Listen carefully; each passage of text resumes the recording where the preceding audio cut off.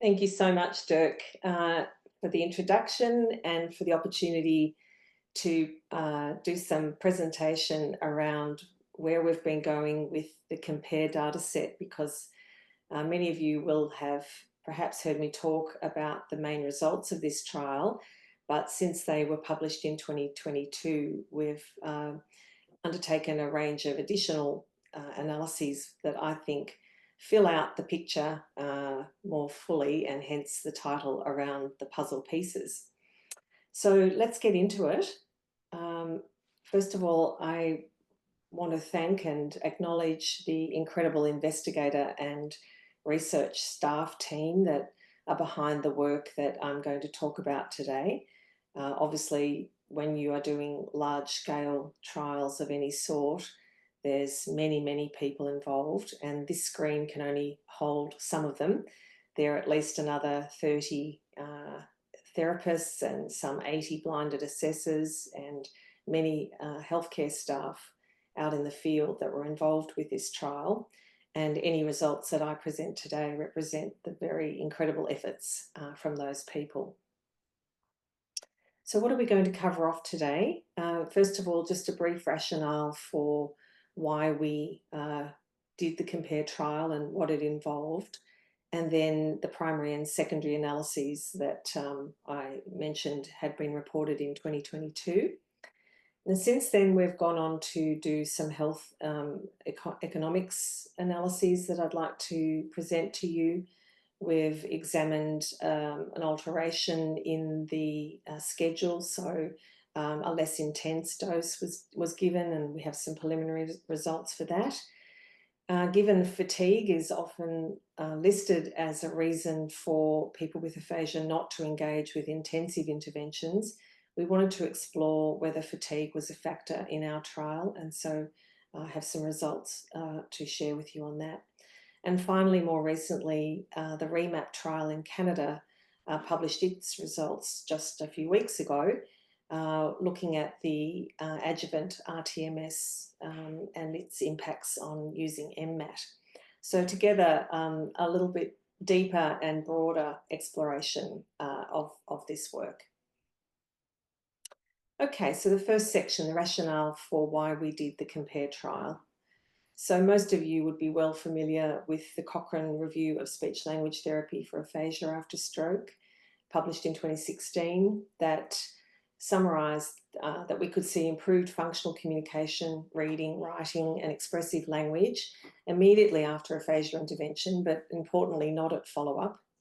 And that work suggested that there was an indication that functional communication could significantly be enhanced with high-intensity, high-dose or long-duration interventions. But really the review finished with a plea for more quality trials that compared different treatments, doses and schedules, and very importantly examined follow-up. So this really spurred us on to look at producing one of these kinds of trials. So the COMPARE trial was funded by an Australian Government National Health and Medical Research Council grant of about $1 million.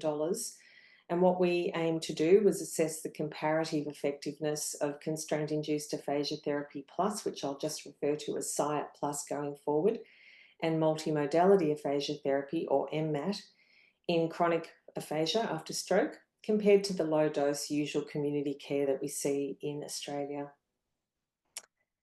Now, most of you would know that constraint-induced aphasia therapy was kind of born around 2001 when Professor Pulvermuller published their study, and they argued that it was important to look at aphasia therapy with respect to what was already happening in some elements of physical rehabilitation.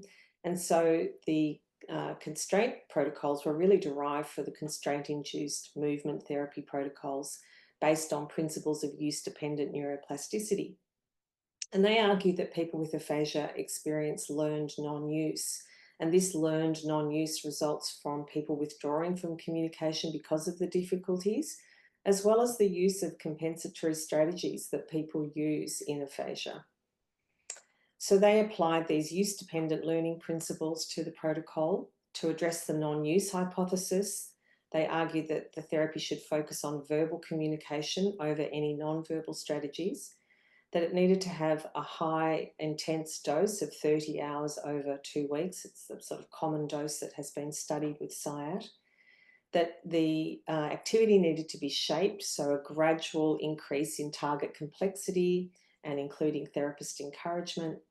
And importantly, that behaviourally relevant treatment settings were used, so group therapy, socially relevant communication activities, and games. So at the time that we were mounting our trial, there was a range of evidence around constraint therapy, first of all from the Cochrane review that showed no evidence of harm or benefit on aphasia severity or functional communication after constraint, from the Zhang review that showed that constraint versus no therapy showed evidence of effect for constraint, but when constraint was compared to other therapies, there was limited evidence of any superiority. And finally, a review that we published really argued that there was insufficient evidence to demonstrate clear superiority of constraint over multimodal approaches, and we needed to look at subgroup analyses. So on the back of that, we decided that, there was a limitation in this evidence base for constraint, and we wanted to raise this up to phase 3 trials and do direct comparison. So the direct comparison we looked at was, from a multimodal perspective, and what do we mean by that? We were really asking whether it was possible that re-establishing language and speech with the aid of previously used multimodal activities and cues, that is, things we do in life when we communicate, and therefore harnessing unimpaired brain networks after stroke, might even be more effective than concentrating solely on the more impaired verbal modality and networks, which is the argument in constraint approaches. And these kind of principles that we were drawing on are this notion that neural networks underpinning human communication are essentially highly multimodal, that neuroscience has suggested that the neural basis of language and action are functionally interlinked, and that there are quite old now principles in cognitive psychology around depth of processing. So this notion that learning within a more descriptive context can help to elaborate information and improve later recall and access. And in this case, this more descriptive context would involve pictures, demonstrations, gestures, pantomimes, and drawings. So with this as the basis, we developed the Multi-modality Aphasia Therapy, or REMAP protocol, and we were drawing on these experience-dependent neuroplasticity ideas, the multimodal nature of human communication, the well-established evidence in aphasiology for the impacts of semantic, phonologic, and orthographic cues, and this depth of processing principle. And we wanted to create a protocol that was a direct comparison to constraint, so matching the dose and, importantly, the socially motivated communication tasks. So if we sort of line these two protocols up, what we see is that they both have an intensive training element, 15 hours per week over 2 weeks for 30 hours. They both involve these communicatively relevant communication action games. They both involve a high degree of therapist shaping. But where they differ is that in constraint, the therapist input and the activities are constrained to verbal activities with repetition and orthographic cueing as the option for therapist. Whereas in REMAP, we're using the whole range of multimodal cues, so gesture, drawing, writing, and reading. So, in a basic format in CIAT, if you can't produce, for example, this word house, you would be provided with the first sound, and you would be given the opportunity to see the written word and to read that word and say it 3 times. Whereas in the REMAP protocol, you'd be asked to produce a gesture and say the word, and then given a model, if you weren't able to benefit from that, to draw it, to read, write, and say it, etc. So there were 6 different therapy tasks in game format. We used a set that we developed specifically for this trial of picture cards that had 48 nouns and 32 verbs, and these were divided into levels of difficulty in terms of psycholinguistic variables like word frequency and syllable length and complexity. And there were 6 linguistic levels targeted in Compare. So for people with more severe aphasia, starting with single nouns and verbs, and for people with moderate and mild aphasia, starting at higher up the linguistic framework, so getting up to complex sentences by level 6. And there was a very detailed protocol that guided the daily selection of targets, stimuli, and tasks. And the kinds of decisions that therapists were making, we protocolized. So they had to alternate between noun and verb sets regularly. They had to change the task regularly. And there were very specific behavioural thresholds that the participants needed to reach in order for a change of linguistic level or a change of stimuli set. So the COMPARE trial was a 3-arm, multi-centre parallel group, open label, blinded endpoint, phase 3 RCT. The protocol was published in the International Journal of Stroke in 2019. And our primary hypothesis was that compared to usual care, both these interventions would significantly reduce aphasia severity immediately post-intervention.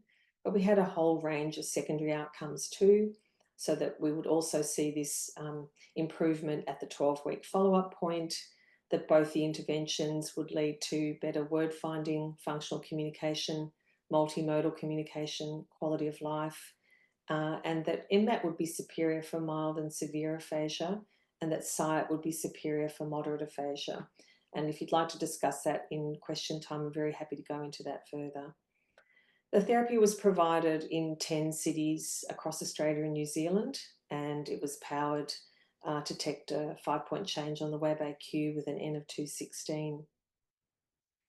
We recruited people from 22 hospitals and also directly from the community, and these people had to be adults living in the community with chronic aphasia from stroke, and they were the major inclusion. But we did exclude people with severe apraxia of speech or dysarthria because these treatments really have nothing in them to really address those downstream challenges. So after screening and recruitment, we formed groups of 3 participants by severity, mild, moderate, severe, and then they were stratified and randomised to one of the 3 arms. And we did our assessments at baseline and post-intervention and at the 12-week follow-up. And as I said, the therapy was given at 3 hours per day for 5 days per week for 2 weeks. There was breaks between each of those sessions, and there was a daily personally prescribed home practice task that each participant had to do and report on the next day. And all the therapy was given by qualified speech-language pathologists. And usual care was whatever community therapy was available to those participants, and a record of that was kept in a trial diary. So our primary outcome measure was the WAB-AQ, but we used the SETI, the scenario test, the SAQOL 39, and a bespoke word-finding battery to look at naming.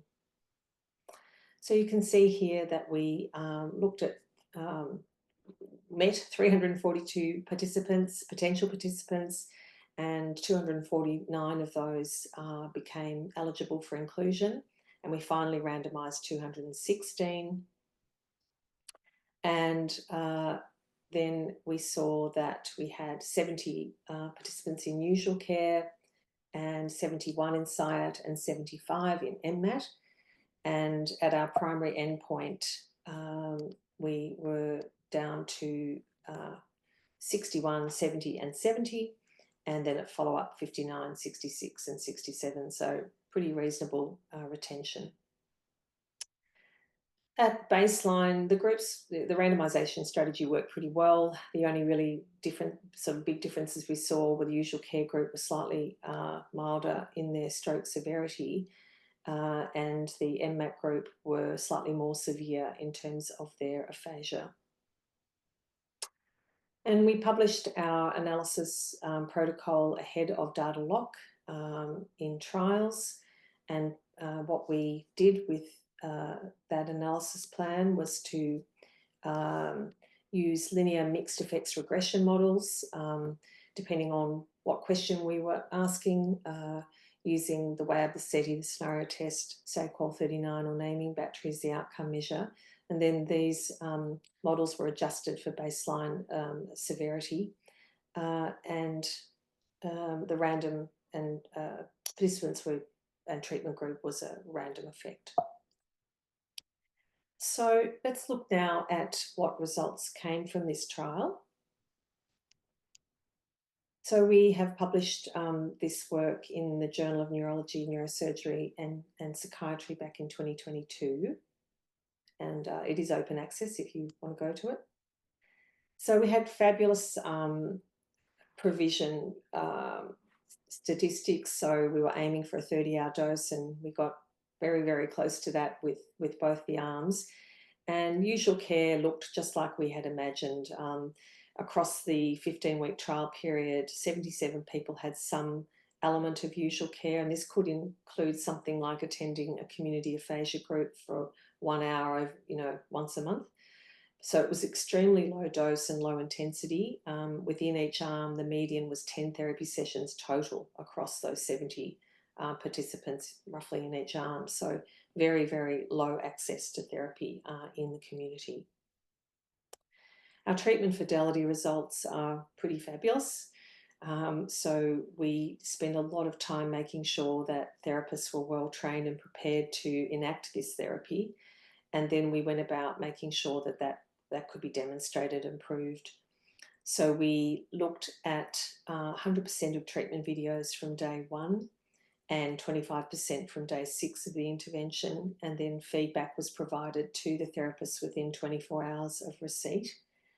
And we can see that at day 1, we have 97.7% adherence, and at day 6, 100%. So that's a very high level of adherence in a complex intervention like REMAP and CIAT. Okay, the primary outcome. So when we first produced this primary outcome, there was a great sigh in the aphasia world because, of course, what we had wanted to see was a change on our WAB-RAQ outcome measure. But in fact, what we saw was that did not happen.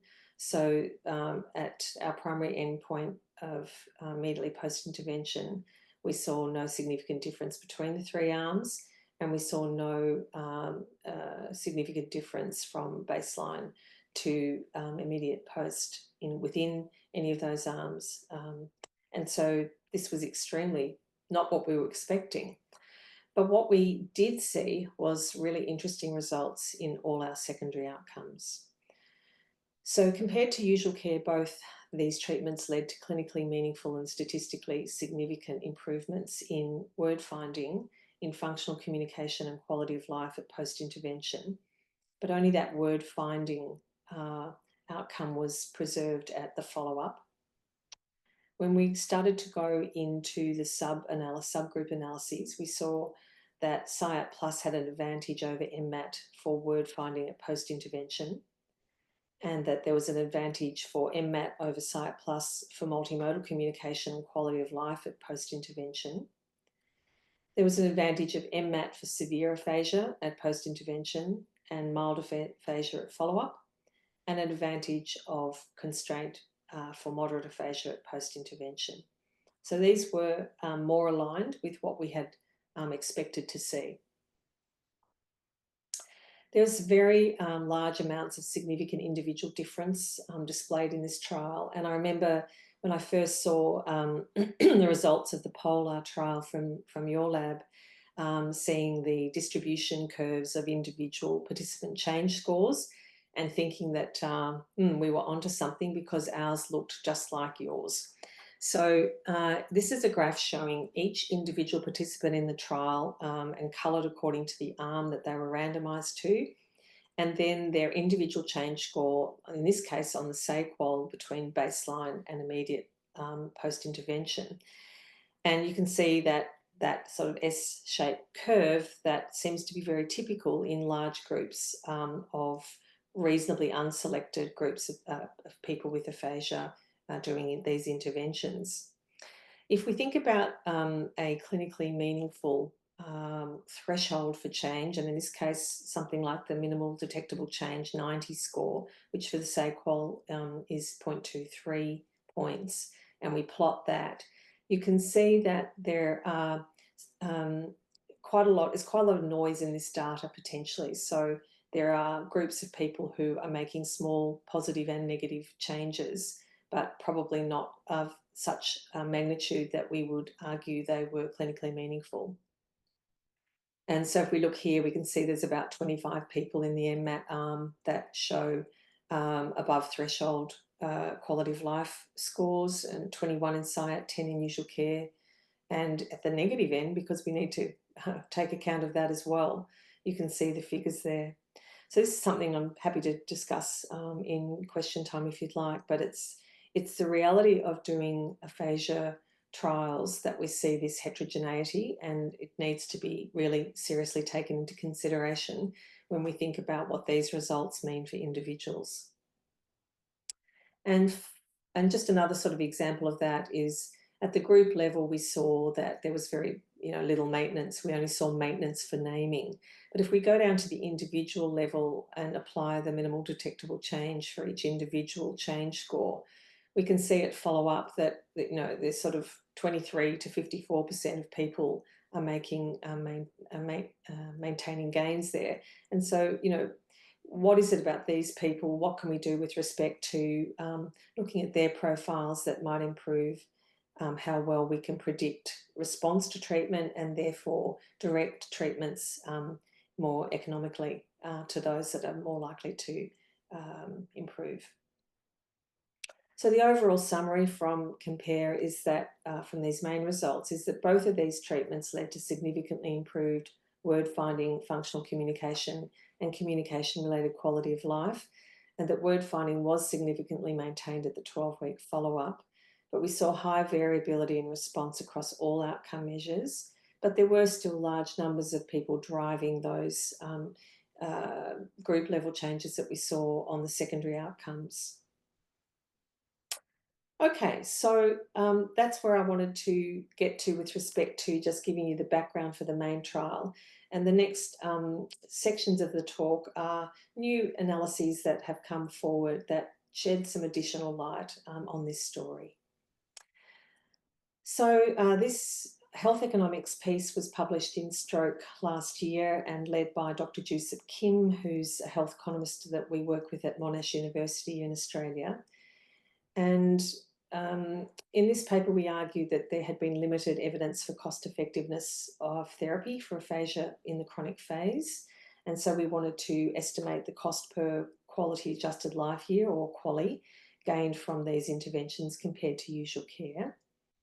And we used a standardised questionnaire throughout the trial to understand how each individual was utilising health services, and to look at whether there had been changes to, for example, employment, including carers, and changes to informal care.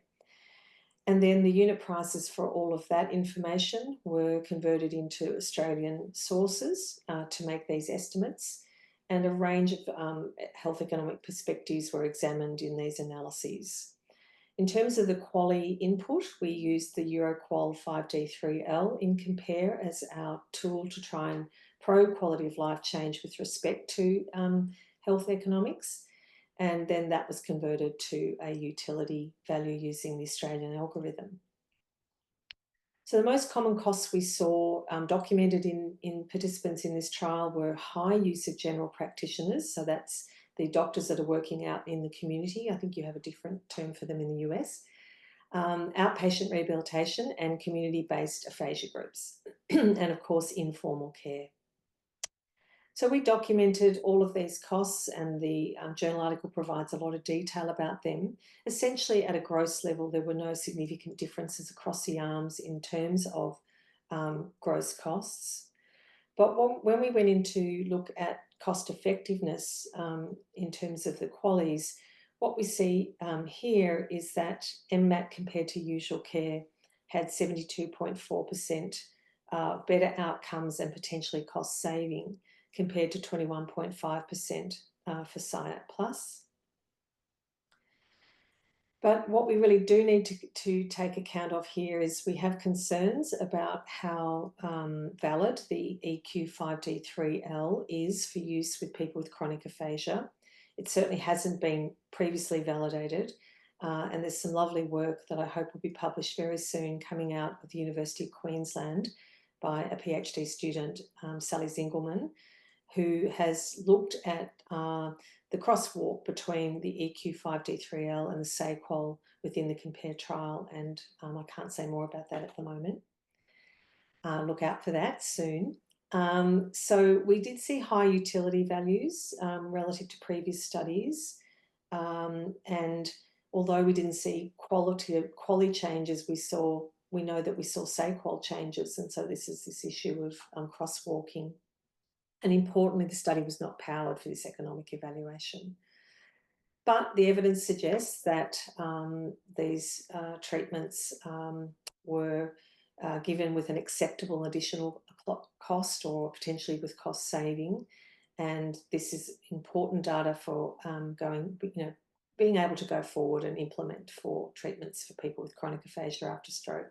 And hopefully sets a scene where we can start looking at utility costs across populations and across countries and across interventions. Okay, the next puzzle piece I'd like to focus on relates to intensity. So we wanted to look at, in COMPARE, a sub-study where the dose, instead of being given over 2 weeks, could be given over 5 weeks, because we believe that that would be easier to implement in clinical practice, at least in Australia.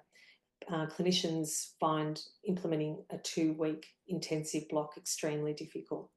So this work was led by Dr. John Pearce. This was actually part of John's PhD program inside a sub-study within COMPARE. And this is published in Topics in Stroke Rehab last year and is also open access. So as you know, the COMPARE trial was that 3-arm trial with an N of 216, and we built a sub-study into that before we got going. And in that sub-study, we wanted to deliver the intervention as 6 hours per week for 5 weeks rather than the 30 hours over 2. And so when the usual care participants had finished their work in the main trial, we invited them to be randomised to receive intervention in either CIAT or REMAP at this more distributed dose. Now, COVID absolutely smashed this part of our work. We had 70 odd people who would have been able to be randomised, and in fact, we had many more in groups ready to start work when COVID shut this study down. So we ended up with a very small preliminary study with 10 in the CIAT Plus arm and 16 in the REMAP arm. And what this study found was significant effects on naming at post-intervention and follow-up, and no difference between the two interventions, so a similar result to the main study, and also a significant effect on functional communication at the post-intervention data point. So although this is very preliminary work, it gave us a sense that this low to moderate intensity intervention has preliminary efficacy and might be the way for us to move this intervention forward into the community. And clearly we need a powered trial of this to be able to make those arguments more strongly.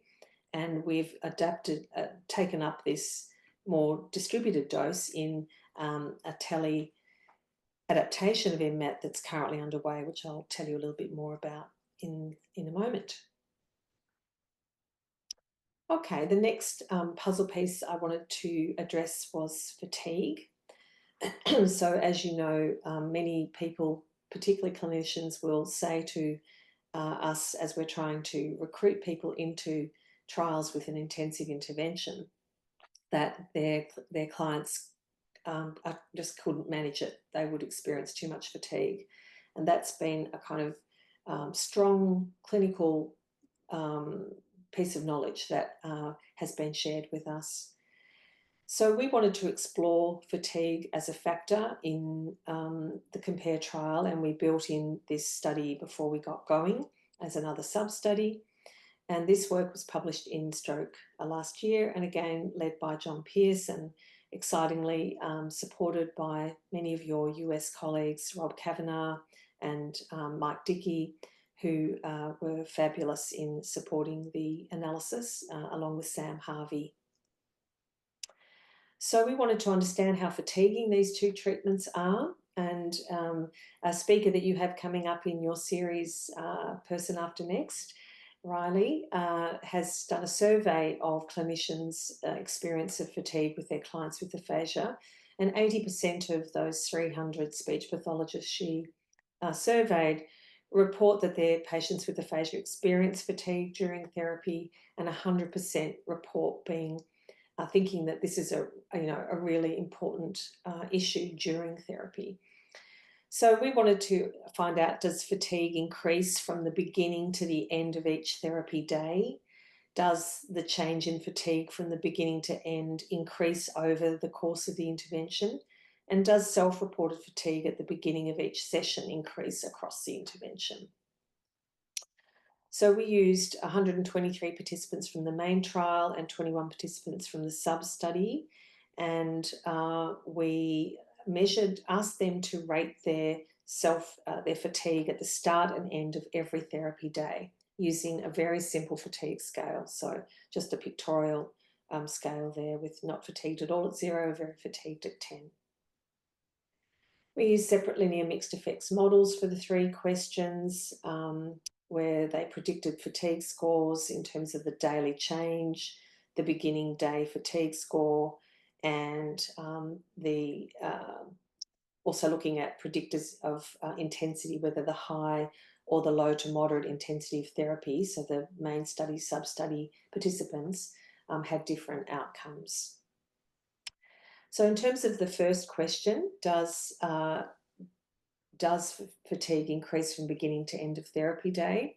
We saw yes, it does significantly increase from the beginning to the end of the therapy day, but what we see is very small effects at the end of the day. So all up an increase of about estimated 1.3 points, and already we can see that the ratings are at the very low end of the scale of 10 is very fatigued.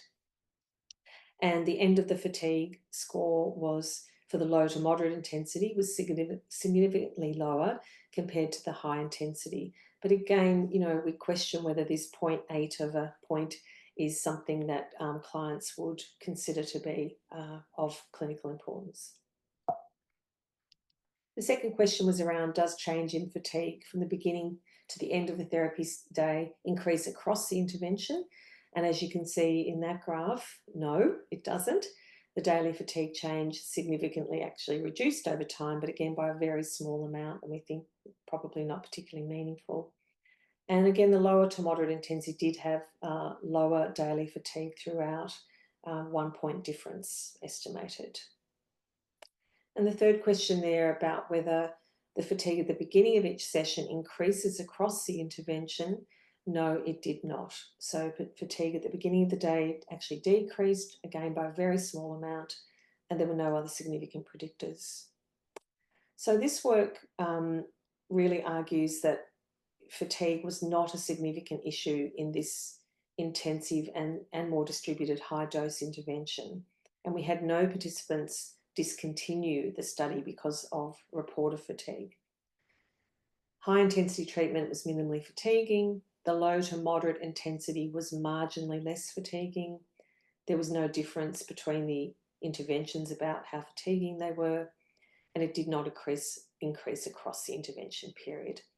So further work we think would be interesting is to look at the effects of fatigue on therapy performance at an individual level, and this is something we've got on the drawing board.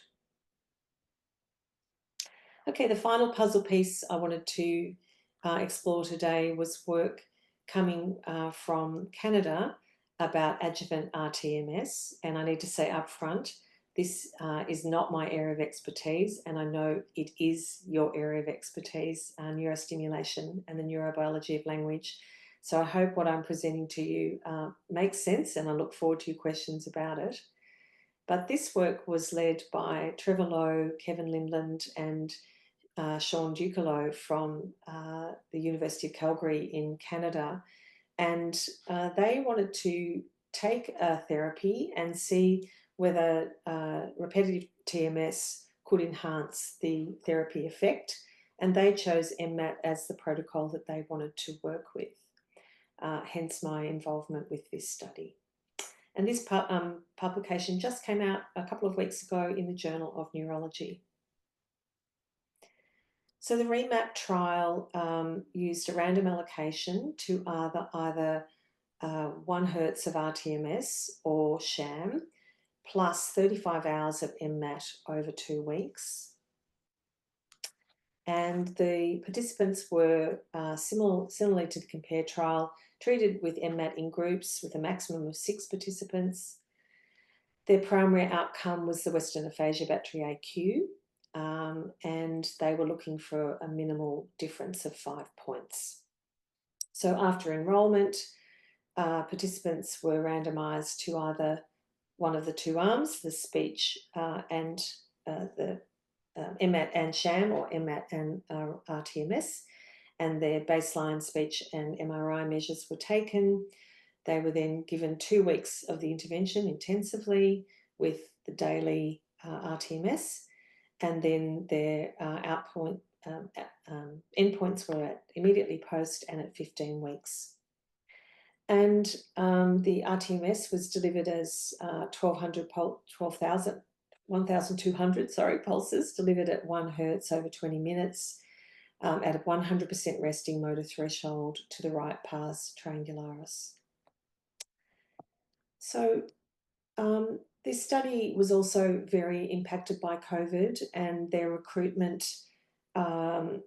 process took a lot longer than they had hoped, but they assessed 97 people for eligibility and ended up randomising 44. Importantly, this study these participants are slightly different to the COMPARE trial in that they were only people with non-fluent aphasia.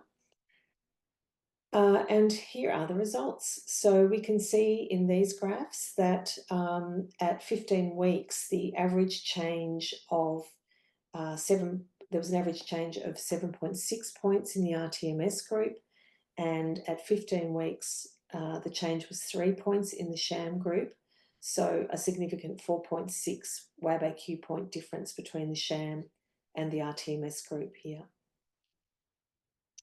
What they saw was that MMAT alone was associated with improvements in aphasia severity in chronic stroke from baseline to the 15-week point. And the combination of the rTMS and the therapy led to significant supplemental reduction in overall aphasia severity at follow-up. And the group are really questioning the neural mechanisms of this delayed supplemental benefit because it wasn't seen at immediately post-intervention. And there's a sort of question around whether the rTMS may initially cause a facilitating effect that leads to strengthening or perhaps reorganisation of alternate functional pathways for speech. And then the participants have these opportunities for subsequent use of these pathways over time, which then leads to improved speech performance at follow-up. But the actual, mechanism, I think, has not been found, and this group are interested in additional neuroimaging studies to explore that finding. Okay, so now I'm just going to wrap up a little bit with what all of this says and our next steps. So the overall summary is that CIAT Plus and MMAT are definitely effective interventions in chronic aphasia. We have phase 3 high quality RCT evidence to suggest that. MMAT shows an advantage for functional communication and quality of life outcomes, and in our cost effectiveness analysis was shown to be more cost effectiveness. And we believe that our trial really definitively argues that there is no evidence to restrict non-verbal activity or non-verbal cueing in therapy. The preliminary evidence also supports a moderately intense dose, so still the total dose of 30 hours, but distributed over 5 weeks rather than the 2. And we think this is much more likely to be able to be implemented in clinical environments, and of course needs additional trials to provide higher levels of evidence for that.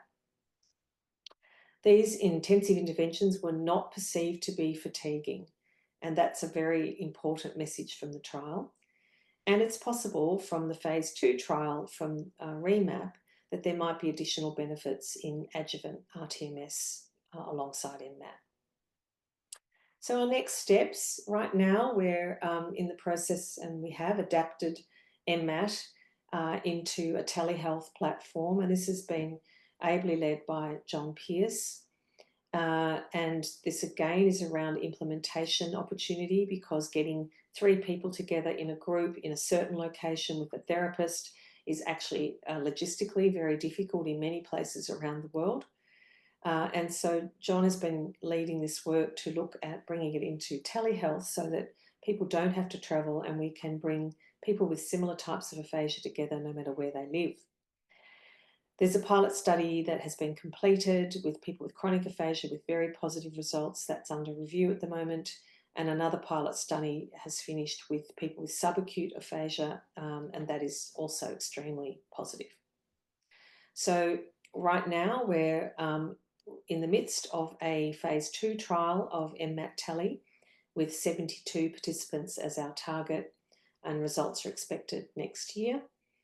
And the other piece of work that we're picking up and just beginning to explore now is the impacts of MMAT on nonverbal activity, because really the scenario test is the only measure that we've reported so far. But anecdotally, we see quite significant changes in gesture production throughout the trial for people in the MMAT arm. So we want to quantify that, and we also want to report the cortical quotient and other parts, the language quotient of the Western aphasia battery, to examine elements such as written output. So I look forward to bringing you those results again, should I be invited to speak. And I really thank you for your time, and look forward to your questions now. Fabulous. Thank you so much, Miranda. And yes, I'll gladly invite you right away to come and talk to us about the any new results. The gesture stuff is also really interesting. So let's go. Well, so I was almost gonna say let's go to questions from the room first, but we have no room today. Everybody's online. So I've asked people to start typing their questions in the chat box. While they are starting to do that, I can start with the question that I started posting, which was more in general, but also based on the first part of your talk. Something that I've been struggling with in setting up designs for clinical trials. So the conundrum of usual care. And I'm really I would love to hear your thoughts about that. So in many cases, certainly in our context here in the USA, usual care in a chronic phase comes down to no care, right? So there's absence of care because people don't have insurance to pay for SLP services after that initial few weeks that they get them. So if that's the case, then it's so that makes it very hard to find a good comparison condition that actually stands for standard of care, right? Because it means you're comparing any experimental intervention to nothing, right? And so what are your thoughts about this? How can we then be confident? I know how can we then be confident that the effects that you see of an experimental intervention aren't just the effects of someone having appointments and going to see, doing anything at all, right? That is not nothing. I know part of the solution, of course, lies in comparing multiple experimental therapies, but I was wondering if you have any other thoughts about that. Yeah, well, I think you've pulled up one of the great chestnuts that is in our field at the moment, and there are a number of people that have written some publications about it and exploring, what we might do. So I think really you've nailed it already. It comes down to what the question is. So for us, it was clear that we were comparing 2 treatments. and we wanted to have a control measure of not much treatment to argue that there were treatment effects. What the active ingredients in those treatment effects are is the $99 question in that kind of design, in the 3-arm design, because you've raised issues of something like, well, it could just be that you're sitting with a therapist for having a lovely conversation for 30 hours, and it's got nothing to do with what's happening in the actual intervention. I think most of us don't believe that, but it's around how we prove that. So I think using something like the RTSS as the way of getting deep down into arguing what the therapeutic elements are, the potent elements of the intervention activity, and then doing a mapping compared to whatever this usual care activity is, to make sure that there is or isn't match. So if you're saying, well, we think what's really potent here is the high dose, and the fact that someone's doing a very targeted communication practice with feedback, then you're going to want to compare that to something that doesn't have these elements, right? So I think in the past, I think we've just thrown somewhat random options into the usual care bucket or into the control bucket. And I think we need to be much more targeted in the way in which we define what are the elements in the control arm, what activities are operationalized in that control arm, and how do they map to any potentially potent ingredients we've identified in the intervention protocol. And if we're arguing that there's potent ingredients potentially sitting over in the control condition, then we're in trouble, right? Unless we're saying it's not a package, it's just this tiny little element that we're doing. So I don't know if I'm making sense to you, Dirk, but it's really, I think, the crosswalk between active ingredients and what the intention is in the control is the missing link. Yeah, no, that makes a lot of sense. I think that, yeah. But I think it's, in these complex behavioural interventions, it's the hardest thing we have to do is to find an appropriate control. Yeah. Because humans communicate everywhere when they're not with you, for example. I always have a lot of questions, so I'm just going to keep going until I see others pop up in the chat box. So it'll just be us talking for the next 3 hours, Miranda. But no. I was really interested, and I didn't go back to the paper just now, and I just don't remember reading about it.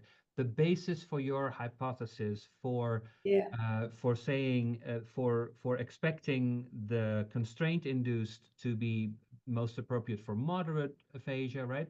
And then the MMAT both for the mild as well as the severe. So I'm used to this strange U-shape. We see that too if we look at baseline predictors of outcome, for example, on the naming therapy that we do here in South Carolina. Then we see that the largest responders in general are people who are in that mid-range, and we see people who are very severe.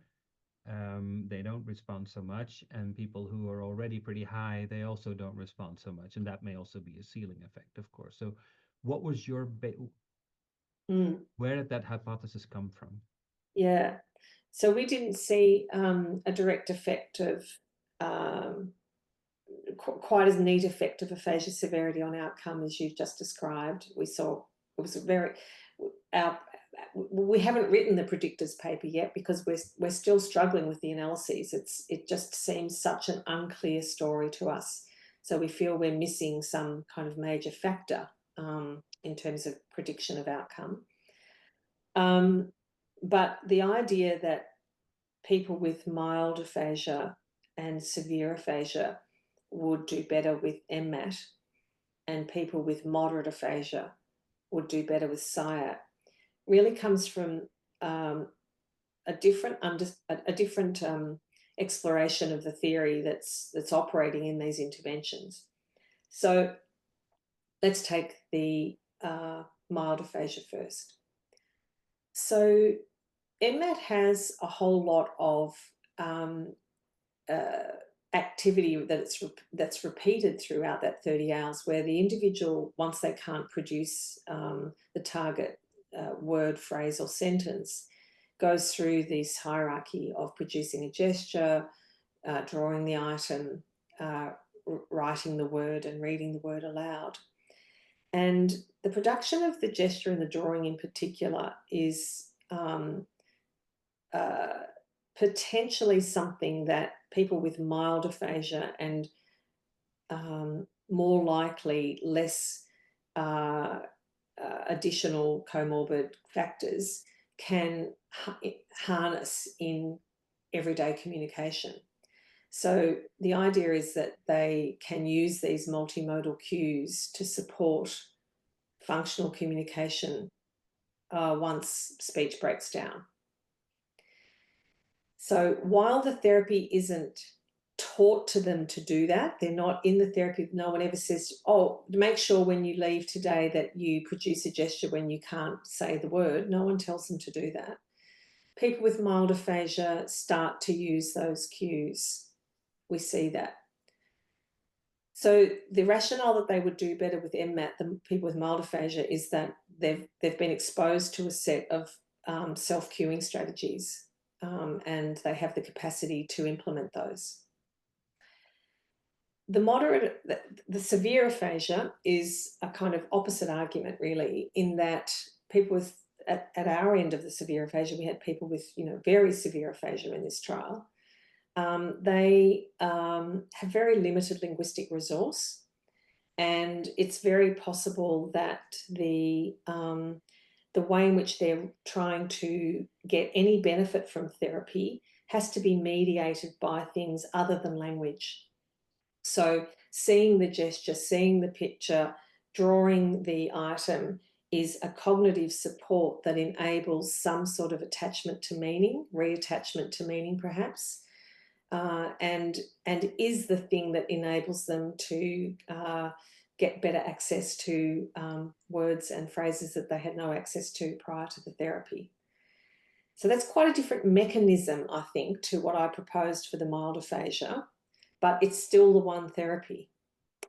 However, the people with moderate aphasia have a lot more linguistic resource, and probably, I would argue, do better from interventions that are even primarily repetitive. So when repetition it's really kind of a priming paradigm where you're just saying words over and over as quickly as you can, like the rapid naming techniques, for example, because there's enough linguistic resource left in the systems that all you're trying to do is sort of lower thresholds for access. And you can do that by firing up those neural networks repetitively over 30 hours. And I think people with mild aphasia do that in constraint therapy. Constraint therapy by default has quite a bit more targeted talking time than the REMAP protocol, because the REMAP protocol, you have to actually draw and write and read. So you get through less items per session than you do in CIAT. And so I think the people with moderate aphasia benefit from that, and we saw that with their naming. CIAT was stronger for the naming outcomes. So I sort of think that's the mechanism. But, if you put me in a court of law and trying to sort of argue down through these arguments, you'd find some holes in them, Dirk. And I think we're struggling still really to unpack the way in which the active ingredients in these therapies intersect with the linguistic and cognitive resources of the participants that we're enacting them with. And until we can do that, I think it's very theoretical, these ideas.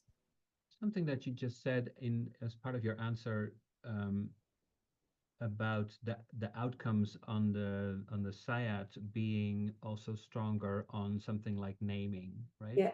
Does that also make you feel that you're to some extent comparing a more impairment based versus a more, I wouldn't say CIAT is necessarily impairment based intervention. I wouldn't label it as that, but is there maybe some a greater aspect of impairment based therapy in the CIAT than there is in I the think rather multimodality, than which I would yeah, definitely say is functional.